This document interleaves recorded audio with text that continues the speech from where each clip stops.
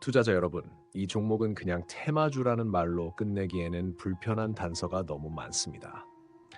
매출이 사실상 없는 회사가 장이 열린 한낮에 거래량이 2천만 주를 넘기고 같은 날 가격이 6달러대 중반에서 8달러대 초반까지 크게 출렁였던 장면은 우연으로 보기 어렵습니다. 더 기묘한 것은 정체성입니다. 원래는 임상 단계 바이오 회사처럼 소개되던 기업이 어느 순간부터 양자 포토닉 레이저 크립토 같은 단어를 앞세워 스스로를 완전히 다른 회사로 갈아 끼웠습니다. 정체성이 바뀌면 펀더멘털도 바뀝니다. 회사가 돈을 벌어오는 길이 달라지기 때문입니다. 오늘의 주인공은 QC 테크놀로지스입니다. 티커는 QCLS입니다. 장중 화면에서 가격은 6달러대에 머물렀고 시간은 7달러대였으며 당일 범위는 6달러대 중반에서 8달러대 초반으로 넓게 펼쳐졌습니다. 거래량은 2천만 주대로 표시됐습니다. 시가총액은 3천만 달러 안팎이었고 발행 주식수는 400만 주 안팎이었습니다. 52주 범위는 2달러대 중반에서 160달러대까지로 극단적이었습니다. 베타는 2.3 안팎이었습니다. 이런 숫자들은 대개 실적이 주가를 끌어올리는 주식보다 내러티브와 수급이 주가를 끌고 가는 주식에서 더 자주 등장합니다. 그래서 이 종목은 숫자 하나하나가 이야기를 품고 있다고 봐야 합니다. 처음 이 회사의 얼굴은 바이오였습니다. 회사 소개에는 이소마이오사민 같은 후보 물질이 등장하고 자가 면역 질환과 근감소증 허약 같은 적응증이 언급됩니다. 슈퍼라 CBD 같은 합성 칸나비디올 유도체도 보입니다. 임상 단계 바이오 회사가 통상적으로 가치를 인정받는 길은 데이터와 규제 절차입니다. 임상 1상, 2상, 3상으로 올라가며 안전성과 효과를 보여주고 그 과정에서 기술 수출 계약금이나 공동 개발로 현금을 확보하기도 하고 필요하면 증자를 통해 시간을 삽니다. 투자자들은 데이터가 좋아지는지 그리고 현금이 얼마나 버티는지를 집중해서 봅니다. 이것이 정상적인 흐름입니다. 그런데 QC 테크놀로지스는 2025년 9월을 전후로 그 흐름을 확 꺾어버립니다. 첫 신호는 2025년 9월 2일에 단행된 일대 100 역분할입니다. 역분할은 주식수를 줄여 주당 가격을 올리는 조치입니다. 일반적으로 역분할은 상장 요건, 특히 최소 주가 요건을 맞추기 위한 생존형 선택으로 등장하는 경우가 많습니다. 정상적인 성장 기업이라면 실적과 수요로 주가가 유지되는 경우가 많기 때문에 역분할이 먼저 나오면 시장은 펀더멘털 반전이 쉽지 않았을 수 있다는 신호로 받아들입니다. 그리고 역분할은 유통이 얇아지기 쉬워 작은 재료에도 주가가 크게 흔들리는 무대를 만들 수 있습니다. 이후의 변동성이 과해 보일 때는 사업 내용뿐 아니라 이런 구조 변화가 배경에 깔려 있다고 보는 편이 합리적입니다. 그 다음은 정체성 교체입니다. 2025년 9월 22일 사명 변경이 있었고 2025년 9월 25일에는 티커 변경으로 QCLS 거래가 시작됩니다. 일반적으로 사명과 티커 변경은 사업 전환이 어느 정도 정리된 뒤에 나타나는 경우가 많습니다. 제품이 무엇인지, 고객이 누구인지, 수익 구조가 어떻게 돌아가는지 이런 뼈대가 어느 정도 보인 뒤에 이름을 바꾸는 것이 자연스럽습니다. 그런데 이 회사는 이름을 먼저 바꾼 뒤에 새 서사를 크게 밀어넣는 모양새로 읽힙니다. 순서가 뒤집히면 투자자는 묻게 됩니다. 실체가 준비돼서 바꾼 것인지 아니면 준비가 덜 됐는데도 먼저 바꾸고 실체를 만들 시간을 벌려는 것인지 질문이 생깁니다. 이 질문 자체가 첫 번째 미스터리입니다. 새 서사의 중심에는 라이트 솔버 라이선스와 LPU라는 개념이 있습니다. LPU는 연산을 처리하는 장치로 이해하면 됩니다. 회사는 전기 대신 빛을 활용하는 포토닉 또는 레이저 기반 연산을 강조합니다. 양자급이라는 표현도 붙습니다. 다만 투자자에게 중요한 것은 표현이 아니라 검증과 수익입니다. 새로운 하드웨어 가속기가 정상적으로 상업화될 때는 보통 순서가 있습니다. 먼저 고객 시범 적용이 공개되고 제3자가 재현 가능한 벤치마크가 나오고 계약 구조와 가격 정책이 드러나며 그 다음에 매출이 인식됩니다. 이 연결이 보이면 기술이 돈이 되는 길이 보입니다. 그런데 그 연결이 비어있거나 희미하면 그 공백이 미스터리가 됩니다. 공백이 길어질수록 시장은 상상으로 채웁니다. 상상은 기대가 되기도 하고 공포가 되기도 합니다.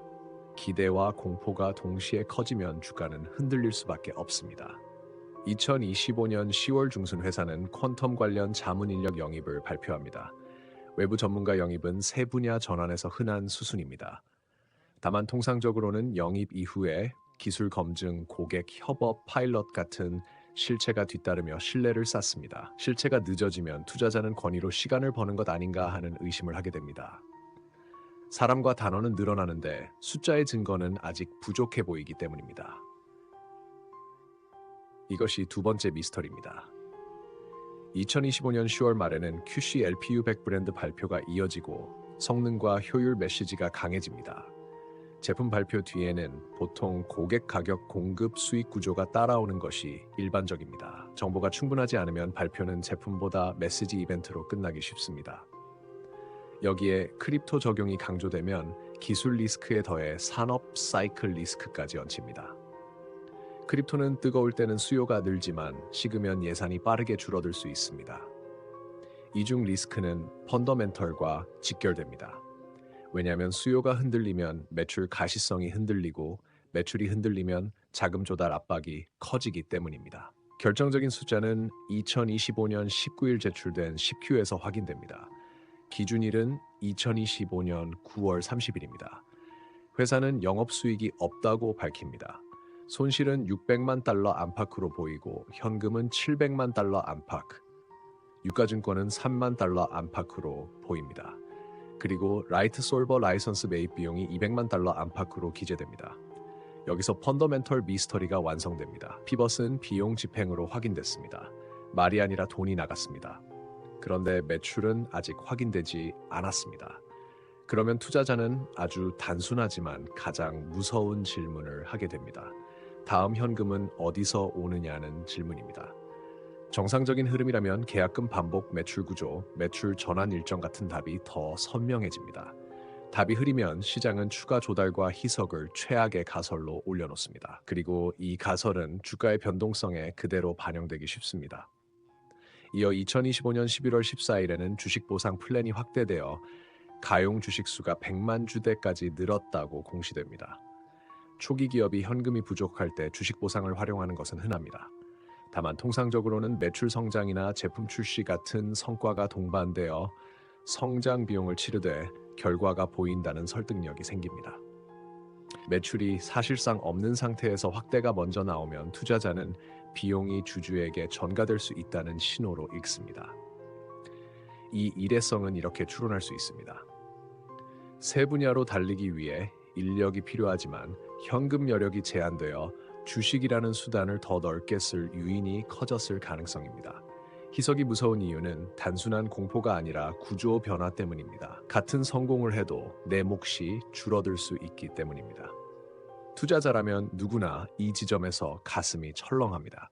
가격은 오를 수도 내릴 수도 있지만 구조가 바뀌면 게임의 규칙이 달라지기 때문입니다. 이제 다시 장중 숫자로 돌아옵니다. 가격은 6달러대에 있고 당일 범위는 6달러대 중반에서 8달러대 초반까지 넓게 형성되며 거래량은 2천만 주대를 찍었습니다. 이건 누군가의 확신과 누군가의 의심이 같은 종목 안에서 충돌하는 장면입니다. 포토닉 연산과 크립토 인프라의 미래를 믿는 매수세가 있고 변동성을 노리는 단기 수급이 있고 매출 부재와 자금 조달 리스크를 보고 위험을 피하려는 매도세가 있습니다. 이 셋이 동시에 맞부딪히면 변동성은 커질 수밖에 없습니다. 투자자들이 지치는 이유는 간단합니다. 숫자와 말이 아직 같은 방향으로 정렬되지 않았기 때문입니다. 이제 결론입니다. 지금 이 자산을 움직여온 내러티브의 현재 상태는 피벗은 비용으로 확인됐지만 매출로는 아직 확인되지 않은 단계입니다. 미래는 두 갈래입니다. 라이트 솔버 라이선스와 QC LPU100이 고객 계약과 매출로 연결되는 증거가 공시 숫자로 확인되면 내러티브는 펀더멘털로 승격될 수 있습니다. 반대로 상업화가 지연되고 비용이 누적되며 조달과 희석이 반복되면 주가는 계속 흔들릴 수 있어도 주주 가치는 압박을 받을 수 있습니다. 결국 승부는 단어가 아니라 돈의 흐름입니다. 가격 전략을 말씀드리겠습니다. 단기 핵심 지지선은 6달러대 중반, 특히 6.5달러대 안팎입니다. 이 구간이 무너지면 하락이 빠를 수 있어 방어 기준이 필요합니다. 단기 저항은 7달러대 중반과 8달러대 초반입니다. $7대 중반을 회복해 지지로 만들면 심리가 개선될 수 있고, $8대 초반은 당일 고점대 재시험 구간으로 돌파 시 변동성 상단이 열릴 수 있습니다. 중기에서는 $7대 중반 위에서 안정적으로 자리 잡는지가 중요합니다. 장기는 가격보다 이벤트가 먼저입니다. 고객 계약 매출 인식 반복 가능한 수익 구조가 확인되어야 장기 내러티브가 완성됩니다. 그 전까지는 분할과 방어를 전제로 접근하는 것이 현실적입니다. 그리고 여기서 청취자 여러분께 부탁드리고 싶습니다. 밸류스터 채널은 청취자 여러분들이 관심 있게 보고 계신 상장 주식, 비상장 주식, 상장 예정 주식, 그리고 코인 종목에 대한 제보를 기다리고 있습니다. 댓글로 종목명과 왜 관심을 갖게 되었는지, 의심되는 지점이 무엇인지, 어떤 공시나 사건이 눈에 들어왔는지 남겨주시면 다음 콘텐츠에서 더 깊게 추적해 보겠습니다. 여러분의 제보가 많을수록 더 다양한 단서와 더 선명한 검증의 흐름을 만들 수 있습니다. 마지막으로 끝까지 함께 해주신 청취자 여러분께 감사드립니다. 시청과 구독, 좋아요, 댓글, 그리고 영상을 외부로 공유해 주시는 열성 청취자 여러분의 응원이 밸류스터 채널을 움직이는 힘입니다. 더 나은 자료와 더 탄탄한 구성으로 보답하겠습니다. 밸류스터였습니다.